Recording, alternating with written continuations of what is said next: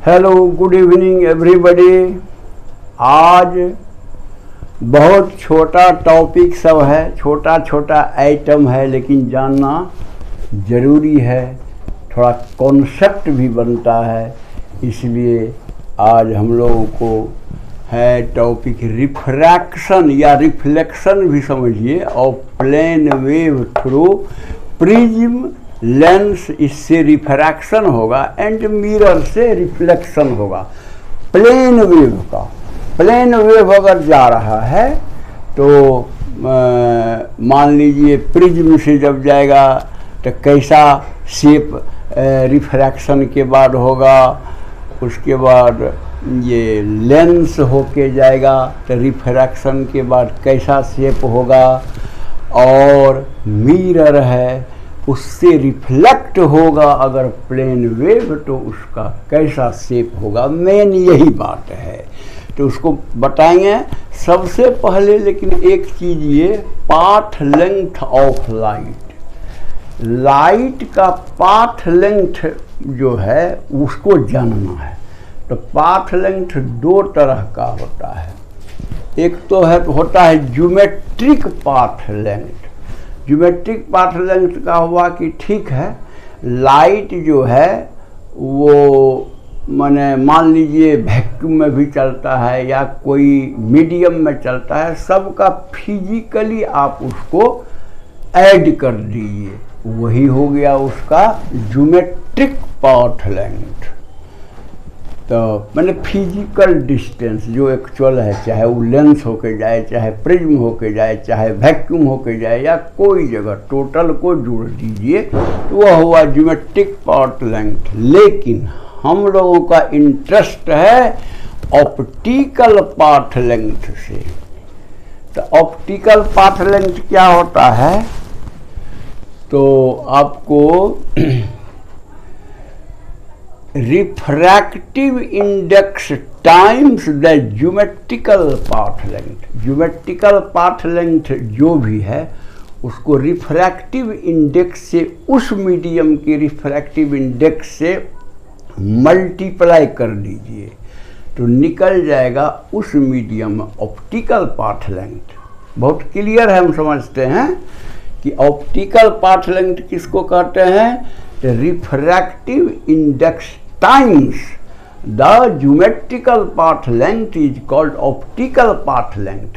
कहने का मतलब ऑप्टिकल पाथ लेंथ जो होता है वह ज्योमेट्रिकल पाथ लेंथ गुना रिफ्रैक्टिव इंडेक्स, बस ऐसे समझिए। तो यहाँ एक एग्जाम्पल दिए हैं, देखिए ये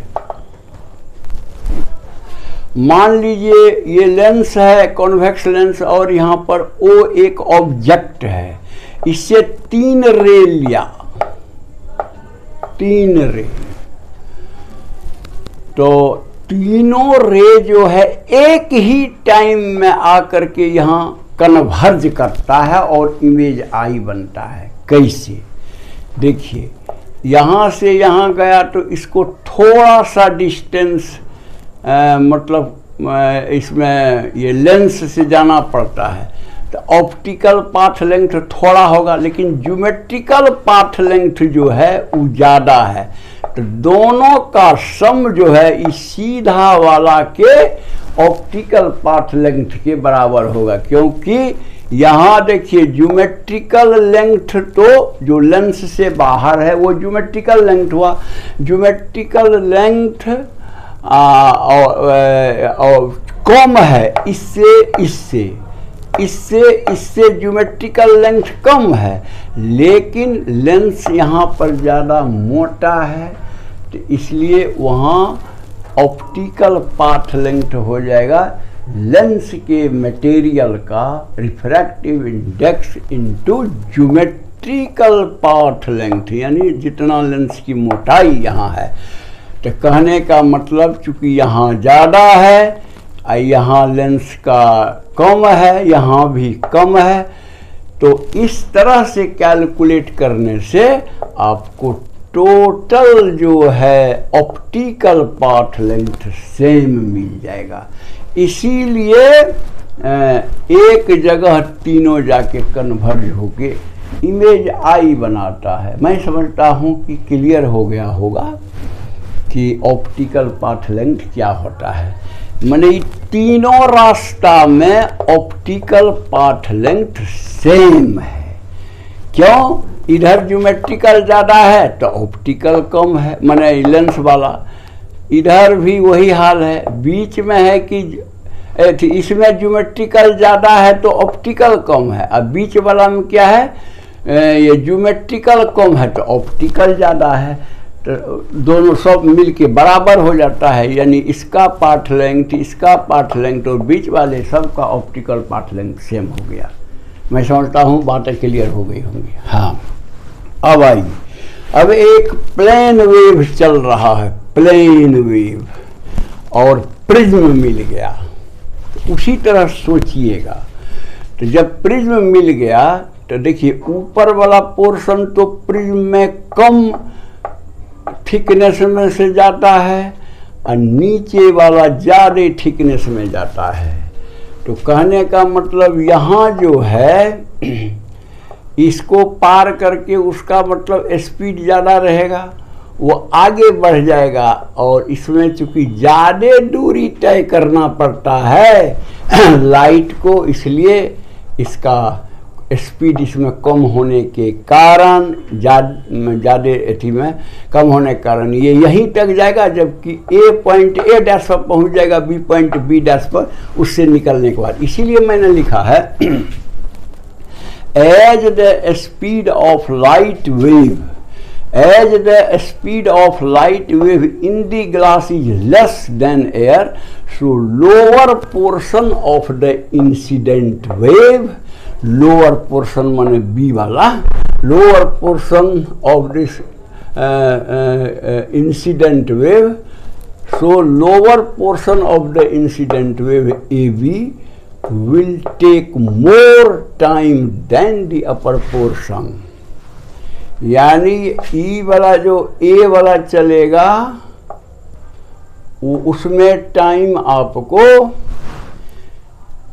कम लगेगा यहाँ जाने में, जबकि इसमें ज़्यादा टाइम लग जाएगा, क्योंकि मोटा है इधर प्रिज्म, उधर पतला है, तो यहाँ जाने में देर लगेगा। इसलिए इस सीधा नहीं रहेगा बल्कि ऊपर वाला आगे बढ़ जाएगा, यानी इस तरह का प्लेन वेव हो जाएगा।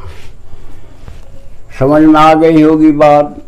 उसी तरह refraction of plane wave through a convex lens, बिल्कुल उसी तरह सोचिए, कन्वेक्स लेंस बीच में जो है मोटा है और बाहर एक्सट्रीमिटी किनारे पर जो है कम है, तो नेचुरली सबसे पहले टकराएगा, ये टकराएगा, लेकिन इसको तो बहुत दूरी चलना है लेंस होके, स्पीड उसका कम हो जाएगा। यहाँ वाला पोर्शन को जो है तो वो क्या है, थोड़ा ही दूरी मतलब चलना पड़ेगा, इसलिए वो आगे बढ़ जाएगा। इसलिए ए देखिए ए डैश होके आगे बढ़ा हुआ है, सेंटर वाला जो है यही है, ये आगे बी डैश पर हो गया। यानी इस तरह का स्फेरिकल वेव हो जाएगा, यानी एक प्लेन वेव जो है वो चेंज हो जाएगा स्फेरिकल वेव में, जिस स्फेयर का रेडियस जो है, जो स्फेयर का रेडियस जो है लेंथ के लेंस के फोकल लेंथ के बराबर होगा। लेंस से निकलने के बाद ये प्लेन वेव स्फेरिकल वेव हो जाएगा, और उस स्फेरिकल वेव का जो रेडियस होगा वह होगा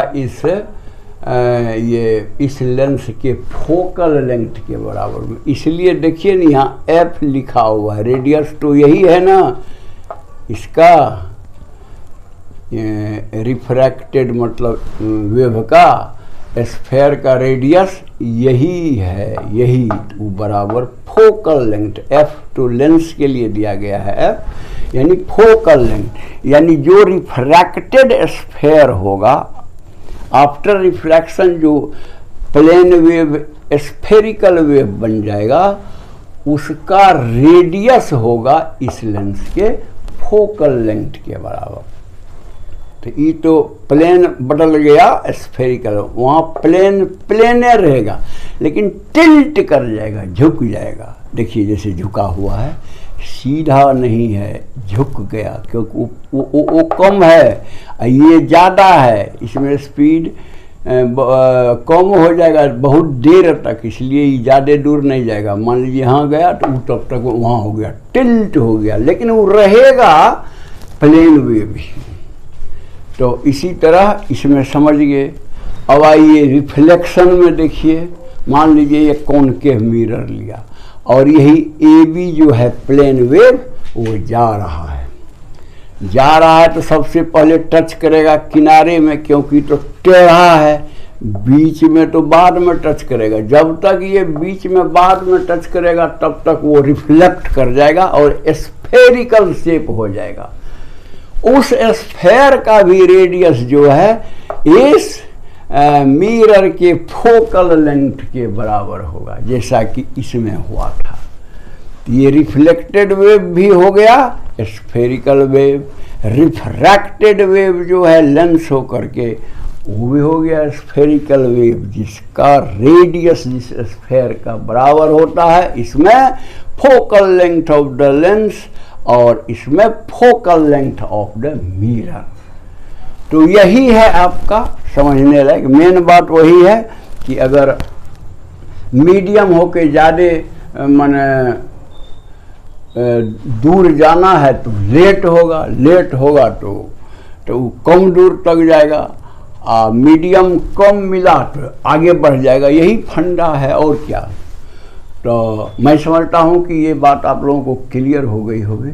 अगर पसंद है, समझ में आ गया, पसंद है तो आप ज़रा लाइक कर देंगे और उसके बाद में जो सब्सक्राइब नहीं किए हैं वो सब्सक्राइब कर दीजिएगा, बेल बजा दीजिएगा, ताकि मेरा वीडियो आपके पास जाते रहेगा, आप पढ़ते रहिए।